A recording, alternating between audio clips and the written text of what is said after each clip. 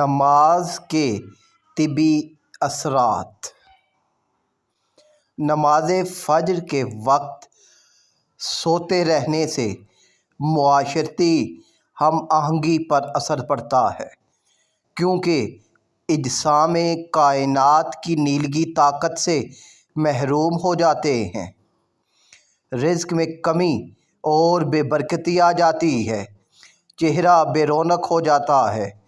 لہٰذا مسلسل نماز فجر قضا پڑھنے والا شخص بھی انہی لوگوں میں شامل ہے۔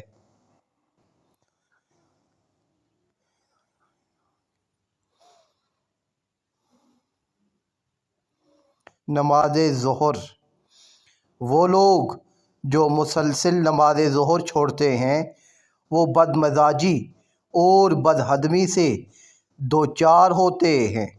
اس وقت کائنات زرد ہو جاتی ہے اور معدہ اور نظام انہضام پر اثر انداز ہوتی ہے، رزق یعنی کہ روزی تنگ کر دی جاتی ہے۔ نماز عصر۔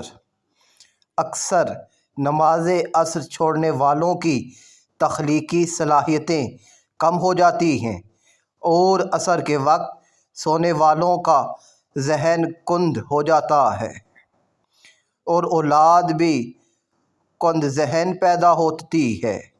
کائنات اپنا رنگ بدل کر نارنجی ہو جاتی ہے اور یہ پورے نظام تولید پر اثر انداز ہوتی ہے۔ نماز مغرب۔ مغرب کے وقت سورج کی شعاعیں سرخ ہو جاتی ہیں، جنات اور ابلیس کی طاقت عروج پر ہوتی ہے۔ سب کام چھوڑ کر پہلے مغرب کی نماز ادا کرنی چاہیے۔ اس وقت سونے والوں کی کم اولاد ہوتی ہے یا ہوتی ہی نہیں، اور اگر ہو جائے تو نافرمان ہوتی ہے۔ نماز عشاء۔ نماز عشاء چھوڑنے والے ہمیشہ پریشان رہتے ہیں، کائنات نیلگی ہو کر سیاہ ہو جاتی ہے اور ہمارے دماغ اور نظام اعصاب پر اثر کرتی ہے۔ نیند میں بے سکونی اور برے خواب آتے ہیں، جلد بڑھاپا آ جاتا ہے۔ بے نمازی کی نہ دنیا ہے نہ ہی آخرت، کیونکہ یہ ہماری شیطان کے ساتھ گہری دوستی اور ہمارے گناہ ہی ہیں جو ہمیں اللہ تعالیٰ کے سامنے سجدہ نہیں کرنے دیتے۔ بیوقوف ہے وہ مسلمان جس کو پتہ بھی ہے کہ پہلا سوال بروز قیامت نماز کا ہونا ہے، پھر بھی وہ نماز قائم نہیں کرتا۔ جب جنت والے جہنم والوں سے پوچھیں گے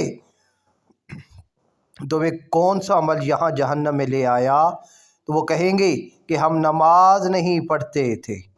یا اللہ ہمیں وقت پہ نماز ادا کرنے کا پابند بنا، آمین۔